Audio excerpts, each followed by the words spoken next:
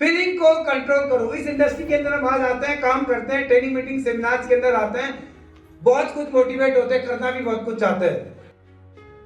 कई सारे लोग आज इस हॉल में बैठे बैठे डिसीजन ले चुके होंगे कि आने वाले 2-3 साल के अंदर मैंने जिंदगी में बहुत कुछ बड़ा करना है अपने आप में। मुझे पता है बहुत सारे लोगों ने डिसीजन ले लिया होगा, लेकिन होता क्या है कि जो हमारी लाइफ के अंदर जो हमारे इमोशनल जो अटैक हमारी जिंदगी के अंदर आते हैं, उनसे हम बच नहीं पाते। आप बिल्कुल तैयार थे, आपको पता था कि सुबह से लेकर शाम तक, जैसे नौकरी में 10 घंटे 12 घंटे लगाता हूं, मेरे को डायरेक्ट सेलिंग में भी सुबह उठना है, 8-9 बजे तैयार होकर निकलना है, लोगों से मिलना है, बात करनी है। आपको पूरा तैयार ट्रेनिंग मीटिंग सेमिनार से आए, पूरे पॉजिटिव। जैसी सुबह तैयार होकर निकलने लगे, टाई जैसी ही लगाई, देखा आज मौसम थोड़ा सा खराब है। सामने से बीबी चाय का कप लेते हुए आ गई और उन्होंने बड़े प्यार से पूछा, हाँ जी मौसम इतना रंगीन है और तुम जा रहे हो? हम कहते हैं छोड़ सारा टाई, आज नहीं जाऊंगा।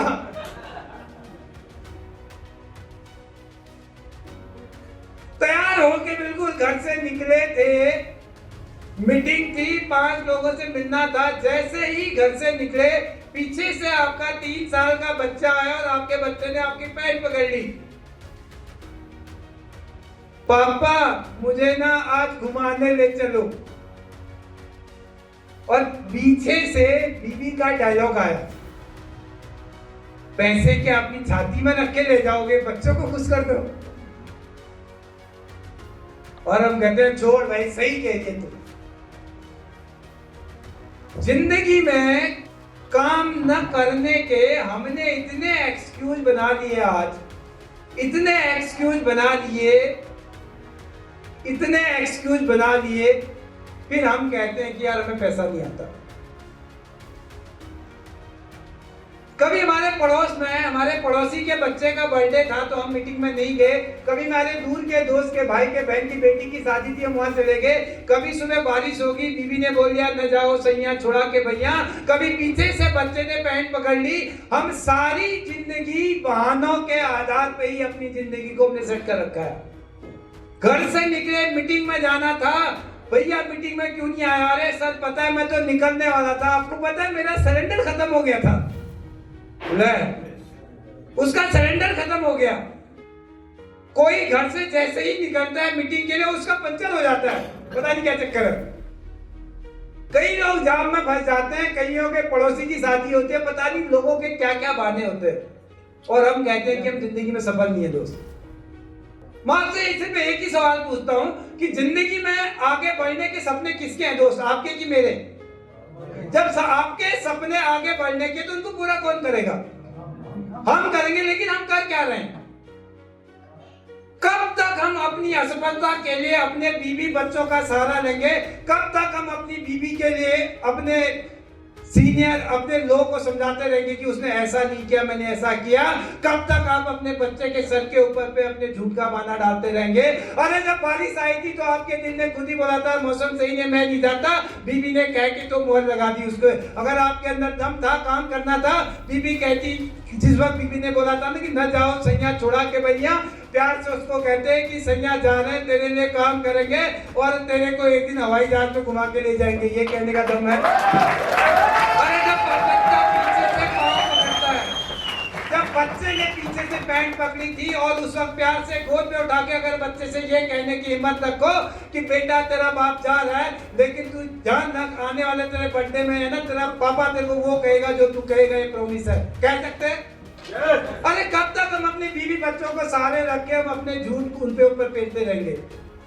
सच्ची बात तो ये कि हम खुद ही काम करना नहीं चाहते दोस्त। बहानों से अपनी जिंदगी इतनी बना रखी है हमने कि हमें ना काम करने के बहाने चाहिए, हमें करने का कोई एक रीजन नहीं चाहिए होता है। लेकिन सफल जितने लोग जिंदगी में हुए हैं, उनके पास सफल होने का सिर्फ एक रीजन था दोस्त, आपको क्या लगता है जितने लोग दुनिया के अंदर सफल हुए, अमिताभ बच्चन, धोनी, सचिन तेंदुलकर, जितने भी लोग यहाँ पे आपने सुना, धीरूभाई अंबानी, जितने भी स्पीकर आपने यहाँ पे सुना, क्या उनके बीवी बच्चे नहीं थे? थे कि नहीं थे? क्या उनके घर पे सिलेंडर खत्म नहीं होते? क्या उनका बच्चा पीछे से उनके पाँव की पैंट नहीं पकड़ता है?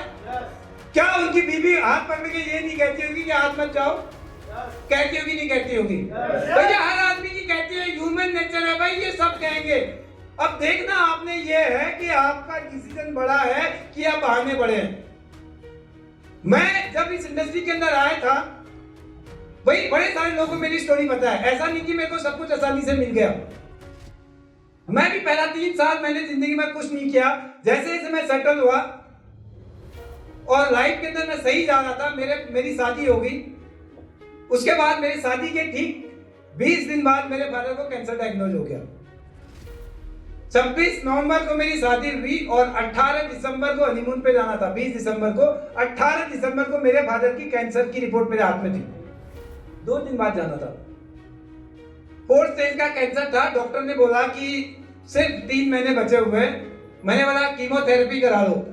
डॉक्टर ने मना कर दिया, बोला लास्ट स्टेज पे कोई कीमोथेरेपी नहीं होता, पैसे बहुत लगेंगे। क्योंकि डायरेक्ट सेलिंग के मैं था और उस वक्त पैसे आ रहे थे, मैंने कहा कोई नहीं कीमोथेरेपी चलाओ। जो मेरे फादर 3 महीने बोला हुआ था, 1 साल 4 महीने जिए दोस्त। और पूरा एक साल मैं हॉस्पिटल घर में कोई काम नहीं कर पाया। लेकिन नेटवर्क इतना बड़ा था कि मेरे को 2.5-3 लाख रुपए महीना आने लग गया था उस वक्त। मेरे फादर, मेरी बेटी पैदा हुई और इसीलिए जल्दी मेरी बेटी पैदा हुई, क्योंकि फादर का सपना था कि बच्चे को देख के जाना है। 18 जनवरी को मेरी बेटी पैदा हुई, कल के दिन, और 22 मार्च को मेरे फादर एक्सपायर हो गए, ठीक 2 महीने बाद। जब मेरे फादर एक्सपायर हुए उसके 10 दिन पहले मेरे फादर की जो सांस, जो बोलने की जो नली थी, बिल्कुल गल चुकी थी, खत्म। सुबह 6 बजे का समय था। मेरे फादर ने मेरे को बोला कि बेटा मेरे को छत पे लेके चल। और आपको बताऊं, मेरी जिंदगी में मेरी शादी तक हो गई थी, घर बना लिया था, वरना गाड़ी थी, सब कुछ था। लेकिन मेरे फादर ने मेरे को कभी जिंदगी में ये नहीं कहा कि बेटा तू बहुत अच्छा काम करता है, तूने मेरा नाम आगे किया। मेरे फादर ने कभी नहीं किया। मेरे फादर से अगर कोई पूछता था ना कि आपका बेटा करता है क्या, तो मेरे फादर कहते हैं पता नहीं क्या हमारा गिनती करते रहता है, घूमते रहता है। मेरे फादर ने कभी नहीं कहा। 12 मार्च 2012 को पहला दिन था, 2011। मेरे फादर ने सुबह से मेरे को बोला बेटे मेरे को सांस नहीं आ रही, छत पे लेके चलो। मैं फादर को छत पे लेके गया और उस दिन पहली बार मेरे फादर ने मेरे को गले लगा के बोला था, बेटा जो तू काम कर रहा है बहुत अच्छा काम कर रहा है। तूने जिंदगी में जिन लोगों के कारण तू है, तूने उन लोगों को अपने जैसा बनाना है।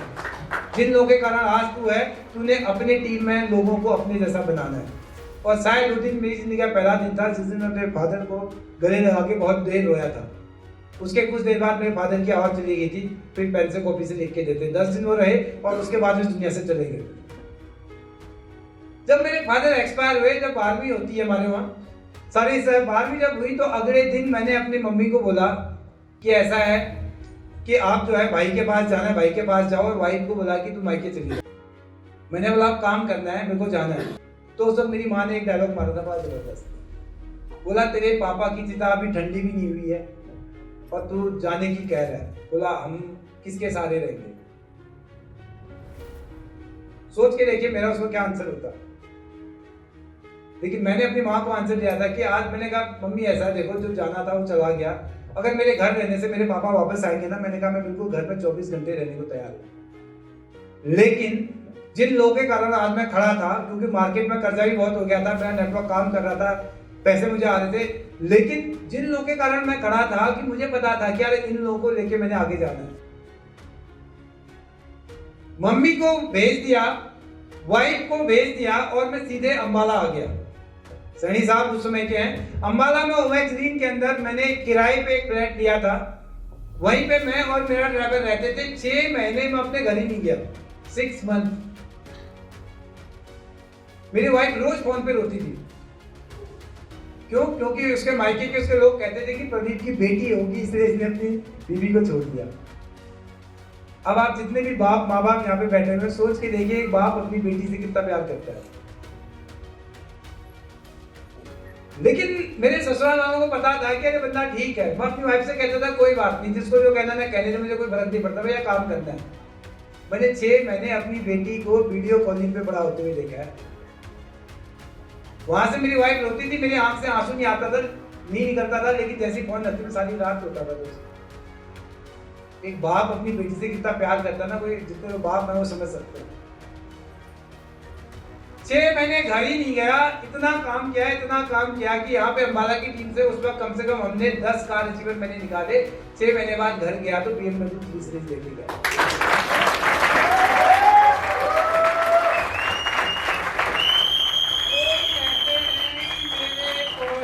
बेटे का बर्थडे था इसीलिए मैं मीटिंग में नहीं आया। तो जिंदगी में सफल होने के लिए सिर्फ एक कारण चाहिए होता है, और बहानों की लिस्ट तो कभी भी किसी खत्म नहीं होगी।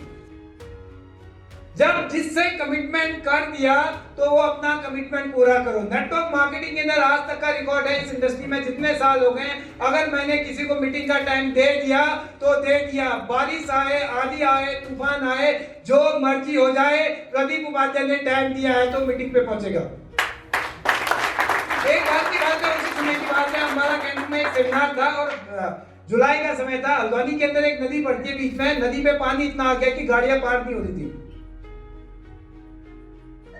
उस वक्त जो है मेरे फादर ने मेरे को बोला क्या तू पागल है, तू पागल है, गाड़ी कैसे जाएगी, लोग जा नहीं रहे घर से और तू निकल रहा है। मैंने बोला पापा टाइम दिया है। तो मेरे पापा ने मेरे को बोला तू ही है प्राइम मिनिस्टर, जो तू नहीं जाएगा तो काम नहीं होएगा तेरा। लेकिन मैंने उस वक्त बोला प्राइम मिनिस्टर हूं नहीं, लेकिन प्राइम मिनिस्टर जैसी सोच रखता हूं, मेरा काम बहुत इंपॉर्टेंट है।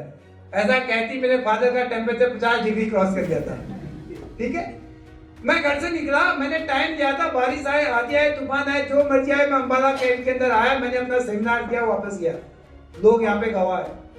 मैं फोन करके ये भी तो कह सकता था कि यार आप न्यूज देखो, अखबार देखो, कितनी बारिश आ रही है उत्तराखंड में, पता आपको।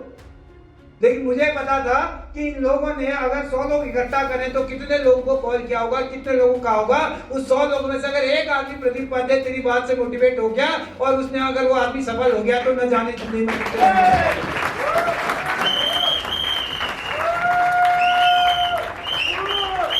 ऐसा नहीं कि आज पैसे कमा रहे तो आज मेरे पास दिक्कतें नहीं आती होंगी, आज भी आती हैं।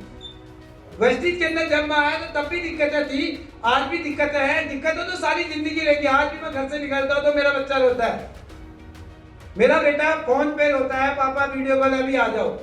मैं आज भी आ सकता हूं, घर रह सकता हूं। अगर आज की डेट में मैं अपने सिम को तोड़ के हरिद्वार जाके वहां भी दूं ना, तब भी 8 से 10 लाख रुपए दुनिया की कोई ताकत नहीं रोक सकती। लेकिन मैं आज भी 25 दिन काम करता हूं। पता है क्यों?